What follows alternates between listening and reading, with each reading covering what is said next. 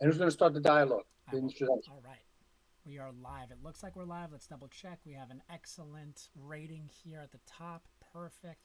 So, today we're going to introduce ourselves. We are two like minded individuals that are looking to help veterans and help people out there with their work, understanding how to find a job. Also, we're looking to help people at that threshold. Are they looking to start a business? Do they know how to start a business? So, we're going to be having weekly podcasts and conversations that we're going to be putting up live.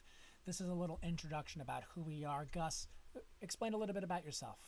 Greetings, greetings. Thank you, Sean. We want to appreciate you very much so for putting this together today. We're honored to get on live here with YouTube to try and help those that are looking for work and looking for opportunities to empower themselves, whether it be building a business, getting a good job, or moving into the sophistication of the technology that's available to you and to them to be able to find the very best jobs available in the USA, anywhere in the world. So, a brief introduction. My name is Gonzalo Gus Vergara. I am the original owner of a company. It started in New York City back in 1980, supplying temporary staffing nationwide. In 1980, it was an unusual type of industry because it was at the pinnacle of the beginning stages where people looking for work were mostly permanent uh, candidates. And then we introduced a temporary positions from temp to perm to help these companies identify talent. And at a point where they decided it was a good match, they went permanent with these companies. So temp to perm was very popular in 1980. I owned a temp staffing agency, and what we did is we ran that agency till 2023. When I sold the agency, I owned a staffing agency, and we sold it, and we opened up a job portal, job board to help veterans find work, military spouses, and contract civilians. My job board is free to post jobs for employers, and it's geared towards helping those with military backgrounds. You don't have to just be a veteran. Somebody in your family might be a veteran or there was some type of military background, military spouses, and it's called tempaveteran.com. You could go to it right now as we speak, take a look, see if there's any jobs that you like, and the employers can post their jobs for free. So, what we're doing now is we want to help you as an individual to start figuring out how to maneuver yourself with the technology that's available to be able to find a great job. We find that many people that are looking for work are having a hard time identifying jobs and employers because of the amount of volume that's involved since the internet began. So it's easy to get lost in the shuffle, but our emphasis will be to like a double-edged sword. There is gold in your backyard. You can use the technology that's available today to help you market yourself on a much higher level than was available back in the 1980s. So, as a brief introduction, myself and Sean are going to try and help you identify the opportunities that are available to you to mass market yourself in an ever evolving industry. And if you're looking for work, this is how we're going to help you. If you're looking for a career,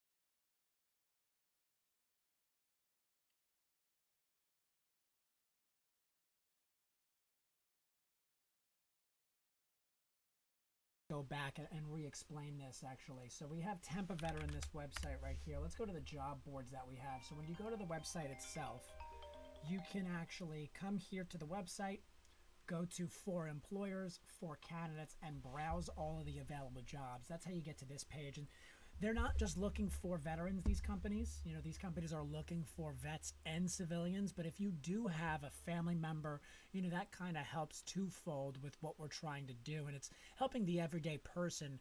But we want to prioritize a little bit of helping the veteran population. Because as I was saying earlier, the homeless population in the veteran world has gone down considerably, which is great to hear, but it's still not at a reasonable level.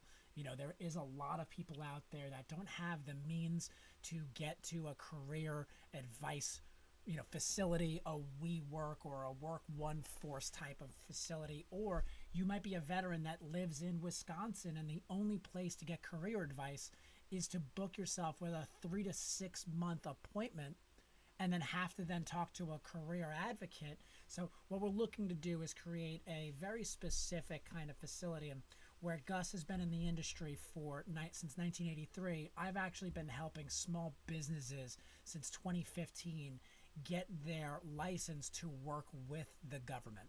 So one of the other things that I've done too in the past, and I'm looking to do in the future as well, is give free career advice and free resume advice as well for some of our viewers and our audience throughout the Reddit community, throughout the YouTube and Twitter community. You know, we're looking to not only just help one person, we're trying to see if we can utilize this platform to help the millions out there, whether it be people on unemployment, people that just started a small business set aside and they're like, hey, how do I take my new business and bring it to the next level? Or you might have the population out there that's just too afraid to start their own business.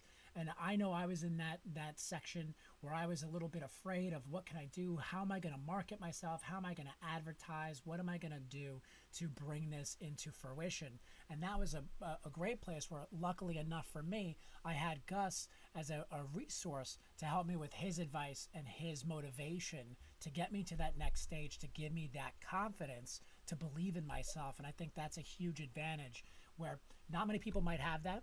And I think, you know, having somebody like Gus in your corner to explain to you how they used to do it back in the old days and how, even though it might feel different today, it's still the same thing. And using old school techniques and new school techniques are some of the greatest ways to kind of bridge that gap and separate yourself from the others out there.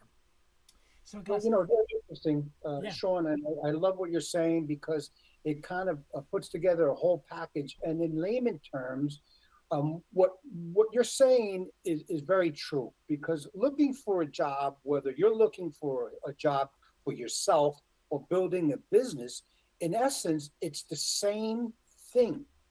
Because ultimately, your goal, whether you consider yourself a business, let's say hypothetically, you're looking for work or you're looking to start a business, what you're doing is you're going into the world and saying, hey, I as a brand am trying to get involved in the world to market myself, whether it be myself as a person looking for a job or if I own a business, presenting and marketing my business to potential buyers.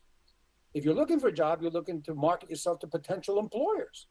It's the same thing when you think about it. So it's the technique that you use to take advantage of the technology that will bring you to those potential opportunities, whether it's finding a job or finding a client or finding a customer that's going to buy your product.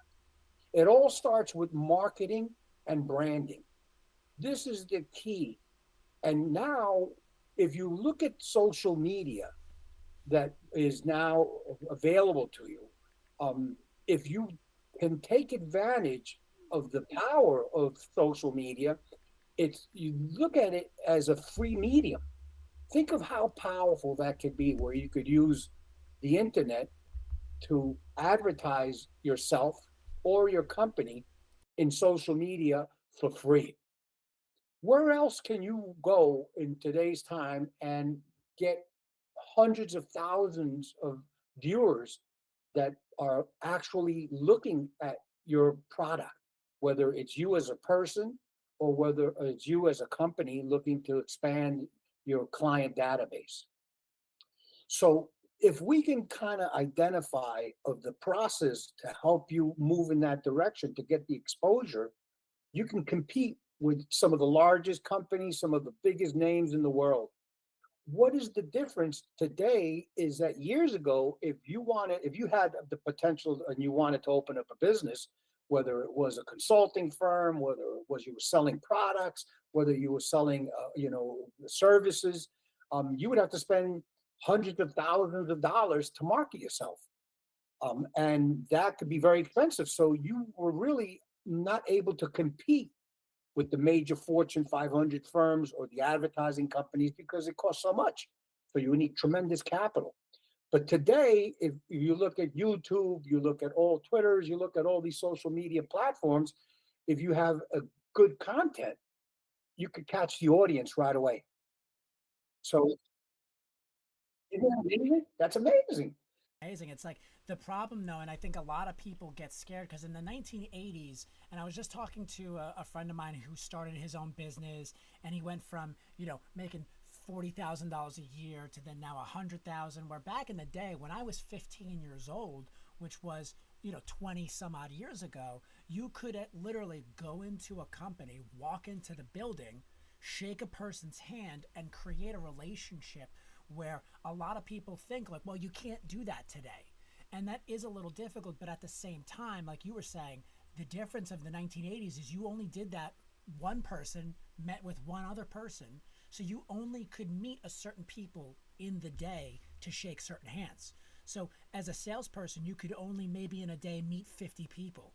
Now with technology, you can meet 50,000 people in an hour by emailing them, by messaging Yes. them, by hitting them. But you have to make sure where back in the older days, you were able to just go up to a business and say, hey, here's who I am, here's what I'm doing.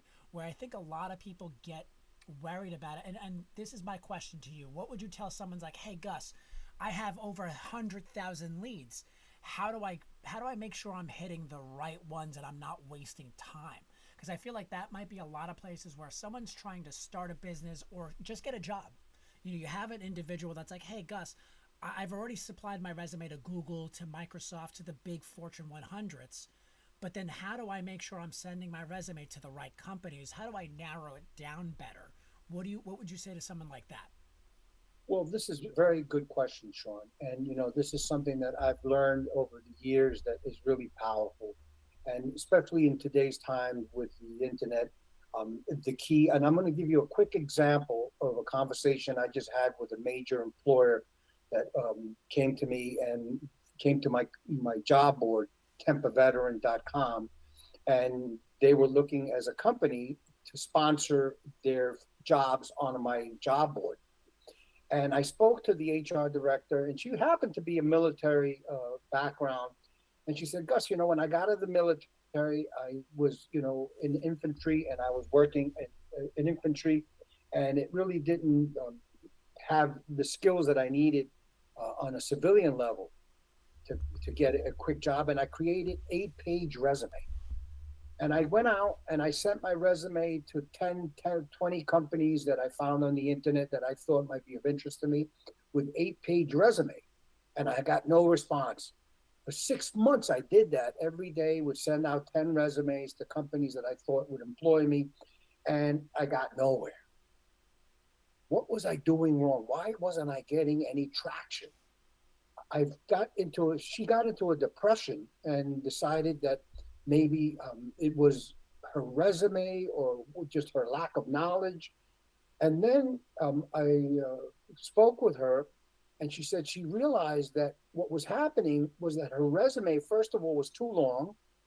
It had too much content, and it didn't specifically match algorithms that are used by headhunters to find talent. What does that mean? That means that if your resume is too long, it's like it's hurts you, because at the end of the day, recruiters, whether they're corporate or in staffing agencies, are so busy trying to match candidates to clients' job requisitions that think of it almost like you're on a highway and you see, you know, bulletin boards selling their products. And if they're too complicated, you don't even know what they're selling. Next time you go on a highway, take a look at all the bulletin boards that are selling products. And some of them are so complex that you pass by, you didn't even notice it, or you said to yourself, I don't even know what they're selling. And if I did want to look to see who they were, I would have to pull over and kind of look at the information. So less is better when you're out there marketing your resume. If you're a student or you're somebody that just came out of college or you just came out of the military and you were doing, let's say, hypothetically, counting uniforms. Well, if you put that on your resume that you're in the Army and you count uniforms, that doesn't resonate with commercial clients looking for inventory specialists. So what I encourage people to do is to put less information on there. Think of it as a bulletin board where it has to be very specific.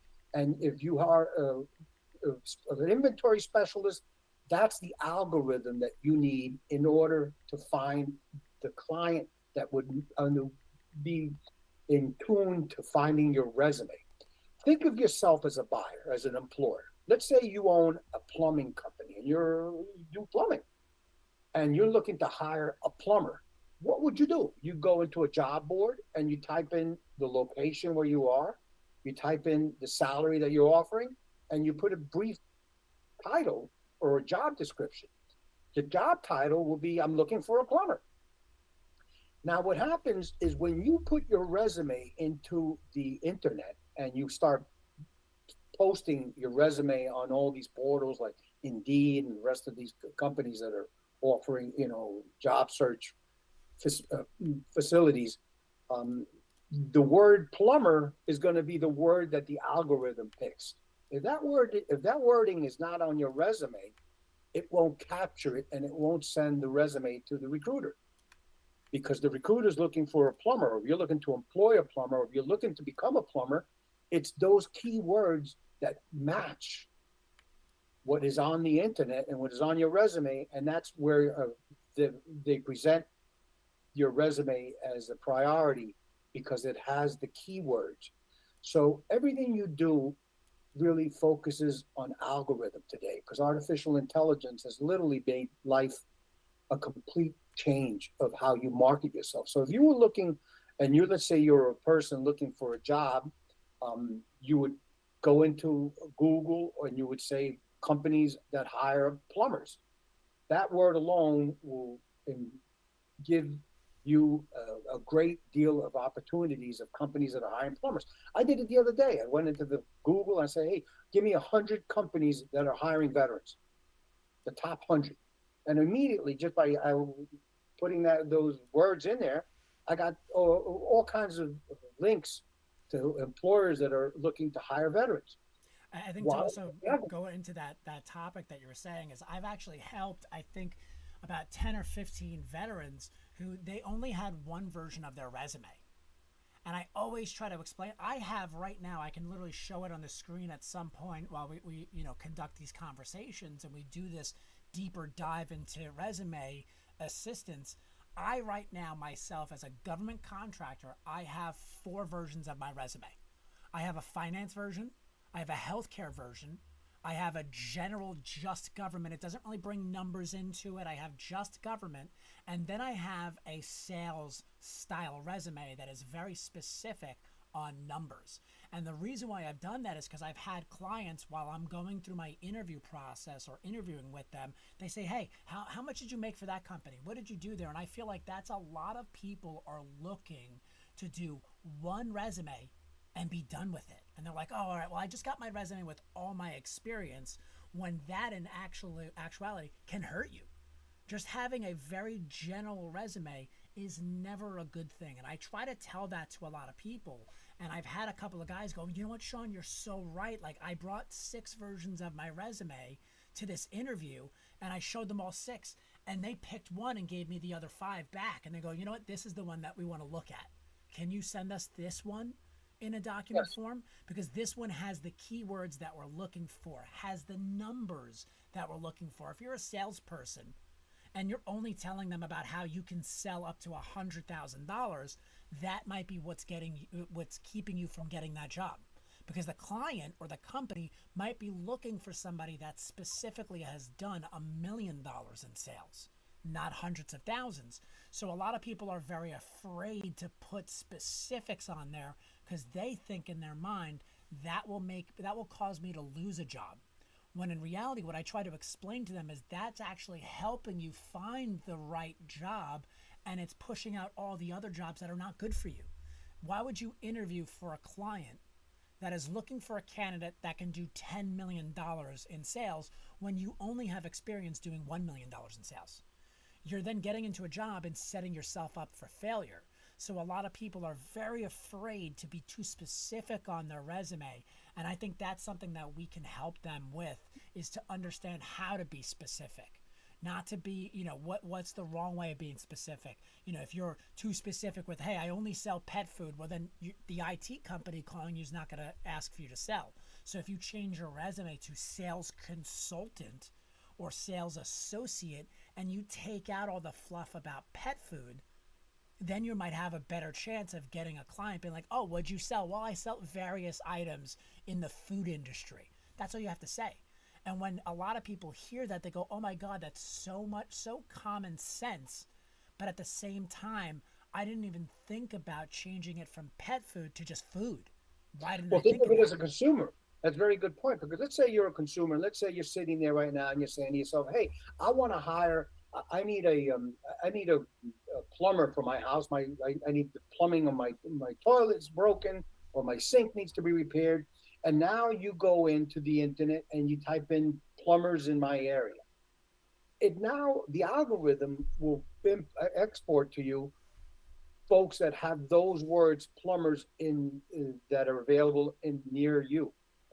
Now, when you go into their website or you go into their profile or their resume, and the person that is there has 15 different jobs that they've done: plumbing, they've done heating, construction, they've done, they worked at McDonald's. All this would hurt you because you're specifically looking for a plumber. Now, if I go into a resume or I go into a website where it says, hey, I've been doing plumbing for 23 years. I'm a plumber, period. I don't do anything else. I'm just a professional plumber. That's my niche. Niche makes you rich. Why? Because now when you go into that, viewing that resume or that company website, you know that they're experts in that field. Why would you want to put more information in there that is not relevant to being a plumber? It's going to hurt you, because I need a plumber. I don't care that you were a bus driver or that you worked in a restaurant. This will actually hurt your marketing capability. But now, do you think in that circumstance, what if I have 5 jobs, right? I was a doorman. I worked at a retail store selling clothing, and then I was a plumber. Or let's say I had 3 jobs. So while I was working as a McDonald's person or whatever it is, I was working an entry-level job and another entry-level job. And while I was working those 2 jobs, I got my plumber's license. And then I was a plumber intern for 5 years. Do you think on that resume I should get rid of those 2 other jobs and only put, hey, plumber intern? So let's say you started working in 2010, but you didn't get your plumber internship until 2015. Do you just put one thing? Hey, I am now an entry-level plumber in the plumbing industry, and I started my career in 2015. A lot of people will feel like, well, I can't do that because then it doesn't show I have any work experience. Yeah, but the work experience that you have, if it's not relevant to what you're looking for, it's not going to help you. It's only going to hurt you, because what's going to happen is if you have 5, 10 different jobs that you had every 6 months, first of all, you're going to look like a hopper, what recruiters and what employers consider hoppers. Hoppers are people that can't keep a job. So let's say hypothetically you're a sales guy and you're looking for a sales job, and this is what you've done, but you've had 10 jobs working 6 months at each company.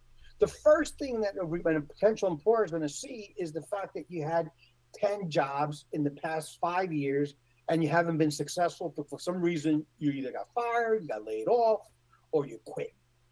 So now you look like a hopper who hasn't been successful. So why would I hire you if you're in your on your paper you're telling me you're not a success story? Less is better. Yeah, so perception of reality is the Perception is most reality. important thing. And you have to remember, too, and a lot of people don't understand this, they think that reality is, hey, this is the reality of the situation. And everyone has their own version of reality. So what you don't know is by putting 5 or 6 different companies on there, if you just show, hey, I got out of college, if you can explain those things in the interview, a lot of people think that their resume is supposed to do the job of an interview. Hey, they're going to read my resume, they're going to give me the benefit of the doubt. Where what you're telling me and what I'm hearing and what I've learned is that they will never give you the benefit of the doubt. That's right. They Think will of your resume. always use it against you instead Yeah, of giving you like, oh well, look, they had a job, that was a good thing for them, and then oh well, look, there was a little transition here. I bet you that was growth. No, they're going to be like, oh well, they left the job, they probably got fired, they probably right. weren't worth it, because recruiters and career builder, not just agency recruiters, career recruiters they can have anywhere from 90 to 100 job openings, and they only have about 20 seconds to a minute to review thousands of resumes. That's the same scenario I just said. Just You're like you said, driving the on a billboard. highway. Yep. You're looking at a bulletin board. You're driving. You're busy. You're talking. You're listening to music.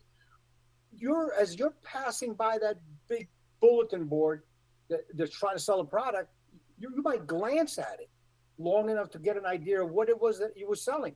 If you're Geico, people know you're Geico. You're an insurance company. Why does Geico spend millions and millions of dollars to market themselves? Because when you think of Geico, what do you think of? Insurance. If Geico was to start showing a commercial that showed that they also make boats, that they also make pencils, that they're now involved in making paper, convoluted, it gets Convoluted. Yeah. what you're trying to sell and you have to become the product. So if you're looking for a job and you want to be a salesperson, the only thing, it's like a business card. Think of your resume as a business card. Too much on your business card, it doesn't tell your story. You have to be very direct. Your the mind doesn't work that way. It works with algorithm. If you're looking for an insurance company, you want to just find an insurance company. So if I say Travelers, oh yeah, Travelers Insurance, Geico Insurance. Why would you go to a credit company that sells credit or sells financing or more? The more you put on your business card, the worse it looks. Yeah, I think that's great advice. I think this is a great avenue for us to do. I just want to get back to our sponsor today. I think we can end the episode here for today, but I just want to talk about Tampa Veteran. So if you're looking for work, if you have any veteran military family members, on the screen right now is showing you one of our main sponsors that are going to be sponsoring this show, and something that I think is dear to almost anybody's heart is anybody that knows any veterans that are looking for work. I think, and Gus, I think this goes without saying, we're willing to do, and going forward, we're going to start putting together some programs to help veterans with their resumes for free. So if you have a family member, a friend that's looking for work, we're only going to do this for veterans right now, just because with a lot of time, you work, you own your own business. I run my own business as well. So we do have some limited time, but if you know anybody that's in the veteran community that is looking for work and needs help with their resume, give us a call, message us, on chat, like this video, comment in the bottom side, or, look at when we're going to be live, and we're interested in chatting and excited to connect with people. And we want to thank you so much for watching and checking us out. Anything to say while leaving, Gus? Anything on your side? Yeah, very briefly, remember that www.tempaveteran.com, TEMP, a veteran.com, is companies that are out there posting jobs for free.